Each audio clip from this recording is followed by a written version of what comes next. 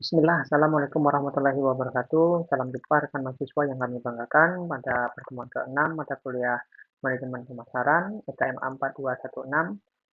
Kita hari ini akan membahas modul 6 atau strategi daur hidup produk. Eh, Baik rekan mahasiswa yang kami banggakan,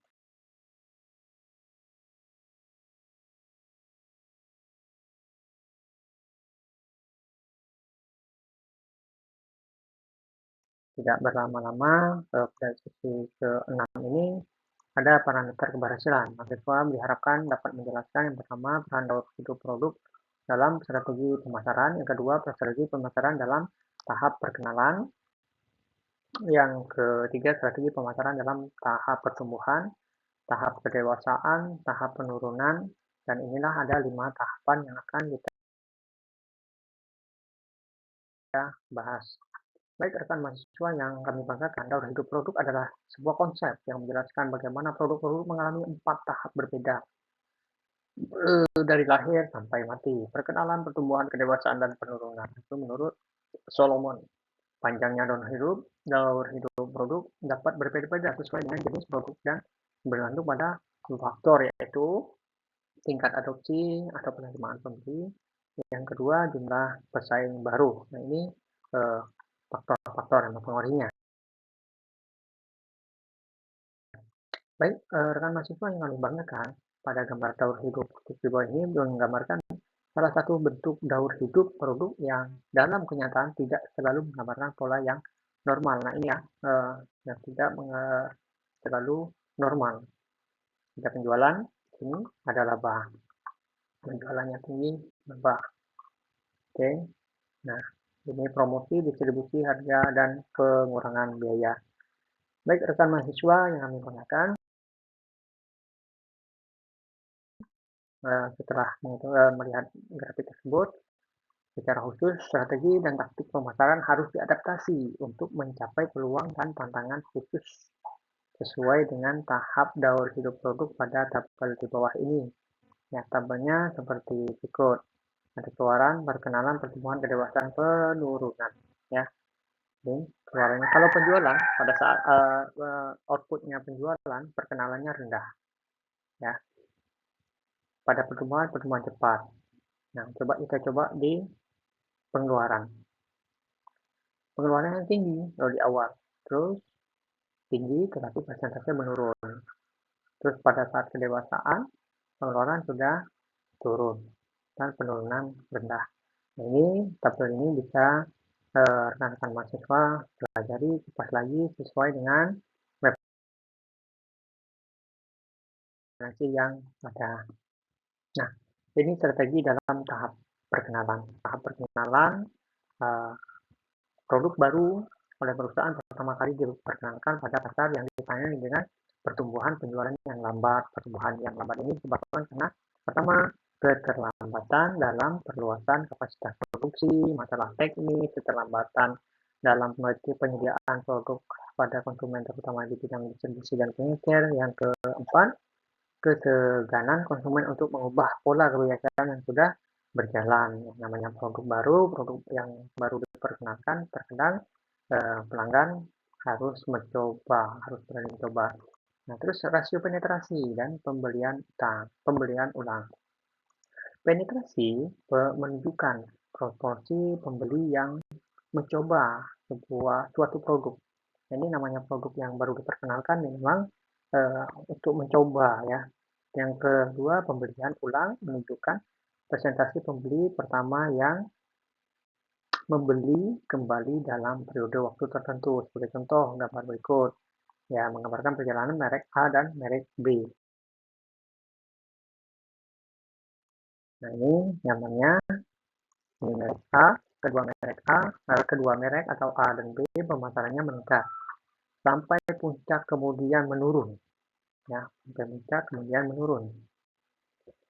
Konsumen merek A melakukan pembelian ulang lebih banyak daripada merek B. Nah, ini situasi pertama. Kemudian, situasi kedua, sesudah 5 bulan, 50% dari konsumen mencoba membeli ulang merek A. sedangkan kurang dari 20% membeli kembali merek B. Ya, ini grafiknya sedemikian. Baik, rekan mahasiswa yang kami banggakan, mengestimasi rasio penetrasi dan pembelian ulang. Estimasi penjualan untuk produk baru perlu ditentukan. Ramalan pangsa merek untuk sebuah produk baru dapat diperoleh dengan cara mengalihkan estimasi rasio penetrasi akhir dengan estimasi tingkat pembelian ulang jangka panjang. Rasio penetrasi menggambarkan pangsa pasar maksimum dari kelompok-kelompok pembeli yang dapat dipengaruhi untuk mencoba produk tersebut. Sedangkan tingkat pengulangan memperlihatkan proporsi jumlah pembeli yang dapat dipertahankan dalam jangka waktu yang lama. Rasio penetrasi menggambarkan pangsa pasar, ya. Oke, baik, rekan mahasiswa yang kami banggakan, strategi pemasaran tahap perkenalan. Jadi pada tabel di bawah ini terdapat 4 strategi pemasaran dalam tahap perkenalan, yaitu kesejahteraan konsumen dalam jangka panjang, ada tinggi, ada rendah. Terus bagaimana promosinya, ada tinggi, ada rendah. Nah, pada saat kesejahteraan konsumen dalam jangka panjang posisinya tinggi, promosinya tinggi, strategi profil tinggi. Demikian juga yang pada saat kesejahteraan konsumen rendah, promosinya tinggi, strategi penetrasi mendahului, dan seterusnya. Ya, seperti ini ya, rekan-rekan mahasiswa, tabelnya. Oke, baik, rekan mahasiswa yang kami banggakan, strategi profil tinggi merupakan strategi pemasaran. Ini penjelasan di tabel tadi ya, merupakan strategi pemasaran dengan menetapkan harga tinggi dan promosi tinggi. Alasan menggunakan strategi ini adalah sebagian besar pasar potensialnya masih belum menyadari terhadap produk tersebut. Nah, namanya juga produk yang baru diperkenalkan atau tahap perkenalan. Sebagian dari mereka yang telah menyadari produk tersebut ingin memilikinya dan bersedia membayar berapapun harganya. Nah, ini pelanggan yang sudah loyal atau sudah terbangun loyalitas pelanggan. Selanjutnya, perusahaan menghadapi persaingan potensial, ya, dan berusaha membangkitkan kesukaan terhadap merek bagi pasarnya. Nah, ini menarik perhatian, menarik retensi pelanggan. Yang selanjutnya, strategi penetrasi mendahului. Dari masih penjelasan tabel tadi, merupakan strategi pemasaran dengan menetapkan harga rendah, ya, tetapi tingkat promosinya tinggi. Alasan menggunakan strategi ini adalah pasar yang sangat luas, relatif seluruh pasar belum memiliki kesadaran tentang produk tersebut, tapi promosinya kurang. Nah, perlu dilakukan promosi lagi. Makanya ini disebut strategi penetrasi melalui. Kebanyakan pembeli sangat peka terhadap harga, benar. Oke, menghadapi persaingan yang kuat, peningkatan skala produksi dapat menurunkan biaya produksi. Nah, baik rekan mahasiswa yang kami banggakan, strategi penetrasi selektif. Kombinasi antara penetapan harga dan tingkat aktivitas promosi yang rendah digunakan dalam strategi penetrasi selektif. Alasan menggunakan strategi ini adalah pertama, pasar sangat terbatas. Kebanyakan pembeli sudah memiliki kesadaran tentang produk tersebut. Mereka yang menginginkan produk bersedia membayar pada harga yang tinggi. Nah, ini sudah mapan ya, sudah paham dengan produk-produk yang dikenalkan tadi, sudah paham. Persaingan yang dihadapi oleh perusahaan tidak begitu kuat, ya karena sudah memiliki pelanggan yang loyal. Strategi profil rendah. Nah, merupakan strategi pemasaran yang menitik beratkan pada penetapan harga yang rendah dan tingkat aktivitas promosi yang rendah pula. Alasan menggunakan strategi ini adalah pasarnya sangat luas karena jangkauan ya, ini terkait dengan jangkauan dan distribusi. Pasarnya sudah mempunyai kesadaran tinggi pada produk tersebut, artinya tidak perlu terlalu banyak promosi. Pasarnya peka terhadap harga perusahaan menghadapi pesaing-pesaing potensial. Nah, ini beberapa hal yang perlu diperhatikan. Selanjutnya di tahap pertumbuhan. Pada tahap pertumbuhan ini ditandai dengan adanya pesaing-pesaing baru yang mulai memasuki pasar, perusahaan mulai mengadakan perbaikan terhadap produknya atau menambah kelengkapan segi produk yang ada. Artinya belajar dari pengalaman pada saat produk diperkenalkan. Harga produk tersebut cenderung tetap, kegiatan promosi dapat dikurangi, penjualan segera meningkat dengan cepat. Nah, jadi terdapat dua tahapan pertumbuhan. Tahap pertama, penjualan meningkat dengan tingkat kenaikan yang semakin besar atau pertumbuhan yang cepat. Tahap kedua, penjualan meningkat tetapi tingkat kenaikannya makin mengecil atau pertumbuhan melambat, tetapi tetap bertumbuh. Nah, ini dua tahapan pertumbuhan. Baik rekan mahasiswa yang kami banggakan, strategi pemasaran tahap pertumbuhan. Yang pertama meningkatkan kualitas produk, menambah variasi model ataupun fitur pada produk lainnya. Yang kedua, mencari segmen yang baru, golongan pembeli lain yang selama ini belum mengetahui, belum meminat ataupun belum memiliki produk tersebut. Artinya kita melakukan perluasan pasar di sini. Yang ketiga, selalu mencari saluran distribusi yang baru untuk lebih memperluas cakupan distribusinya. Ya, termasuk di sini perluasan pasar, mengadakan periklanan ditunjukkan untuk meyakinkan kepada pembeli bahwa produk perusahaan tersebut adalah yang terbaik. Nah, ini terkait dengan promosi-promosi. Artinya promosi-promosi lebih ditingkatkan lagi daripada tahap perkenalan atau tahap sebelumnya pada masa. Nah, dan ini yang ketiga tahap kedewasaan. Tahap kedewasaan dibagi menjadi tiga tahap, yaitu tahap kedewasaan yang meningkat, itu penjualan total meningkat dengan lambat. Ya, keterlambatan ini disebabkan oleh sebagai permintaan berasal dari pelanggan atau pembeli lama, sedangkan pembeli baru yang datang hanya sedikit karena sudah banyak bersaing dan ya banyak ini ya faktor.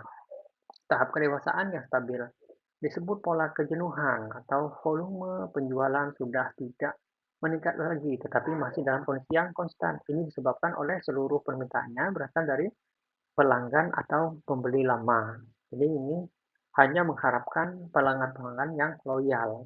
Nah, tidak pembeli-pembeli yang baru belum tentu loyal dan bisa saja berpindah eh, orientasinya. Yang ketiga, tahap kedewasaan yang menurun. Tingkat penjualan secara absolut mulai menurun. Hal ini disebabkan oleh beberapa pelanggan yang sudah mulai meninggalkan produk perusahaan dan membeli produk lain dari pesaing termasuk produk pengganti. Nah, ini perusahaan lain juga pada saat tahap kedewasaan di perusahaan ini, kemungkinan di perusahaan lain ada yang masuk tahap perkenalan. Nah, jadi pembeli ini beralih, nah tidak menutup kemungkinan beralih kepada produk lain atau produk yang serupa tetapi dari perusahaan lain atau dari jenis lain. Nah, tahap kedewasaan ini biasanya berlangsung lebih lama dari tahap-tahap sebelumnya dan merupakan tahap yang menggambarkan kondisi penuh tantangan bagi perusahaan. Dan disinilah persaingan-persaingan diuji. Tahap kedewasaan. Jadi strategi pemasaran tahap kedewasaan ini ada beberapa hal. Pertama, modifikasi pasar, mencari pembeli baru dan segmen baru. Nah, ini ya di modifikasi pasar. Yang kedua, menaikkan penggunaan di antara para pelanggan. Yang ketiga, memperbaiki kembali posisi mereknya. Jadi memang harus renewal ya untuk pada tahap kedewasaan ini. Jadi seolah-olah kita baru memasuki tahap perkenalan. Nah, ini strategi. Modifikasi produk, ya tadi modifikasi pasar, sekarang modifikasi produk. Yang pertama perbaikan kualitas, kualitas, kecepatan, kelezatan dan lain sebagainya yang mengedepankan kebutuhan pelanggan atau kebutuhan pembeli. Perbaikan fitur, misalkan untuk elektronik dan segala macam. Yang ketiga perbaikan corak atau style. Yang ketiga modifikasi bauran pemasaran. Nah, modifikasi bauran pemasaran Yang pertama menentukan hadiah untuk menarik segmen baru. Yang kedua mengadakan periklanan yang lebih menarik. Yang ketiga mengalihkan jalur distribusinya. Nah inilah terkait dengan 3 strategi pemasaran pada tahap kedewasaan. Jadi untuk mempertahankan untuk mempertahankan eksisnya produk dan pemasaran, dan ini ada 3 strategi pemasaran pada tahap kedewasaan. Baik rekan mahasiswa yang kami banggakan, yang selanjutnya ada tahap kemudian atau tahap penurunan. Pada tahap penurunan ini, panjang atau lamanya tahap penurunan ditentukan oleh beberapa faktor, yaitu perubahan dalam selera konsumen, perubahan kegiatan pesaing, kebijakan meninggalkan produk oleh perusahaan. Nah, ini tahap-tahap kemunduran atau perusahaan. Jadi strategi pemasaran tahap kemunduran ada strategi mencari produk yang lemah, ya, strategi membangkitkan lagi produk tersebut, dan strategi meninggalkan produk tersebut. Nah, jadi untuk yang produk yang lemah ini membentuk dan menunjuk tim untuk pemilihan produk. Nah, yang lemah ini ada apa? Dianalisa, dicari informasi, digali informasinya. Kenapa produk ini lemah di pasaran? Kenapa produk ini mengalami penurunan begitu cepat, segala macam. Dan terkait dengan membangkitkan lagi produk baru, yang meningkatkan upaya baruan pemasaran dan mengalihkan produk tersebut ke segmen pasar yang baru, luasan pasar dan strategi lainnya. Meningkatkan produk juga demikian. Jadi kalau memang benar-benar sudah di situ dikalkulasikan, ternyata lebih cenderung rugi untuk mempertahankan produk, lebih baik ditinggalkan, beralih ke memperkenalkan produk baru. Baik rekan mahasiswa yang kami banggakan, sekian materi kali ini. Semoga rekan-rekan mahasiswa tetap semangat. Semoga rekan-rekan mahasiswa sukses selalu. Jangan lupa sesi diskusi dikerjakan. Jangan lupa untuk sesi berikutnya dibuka-buka dulu materinya sebelum kita memasukkan sesi berikutnya. Terima kasih. Assalamualaikum warahmatullahi wabarakatuh.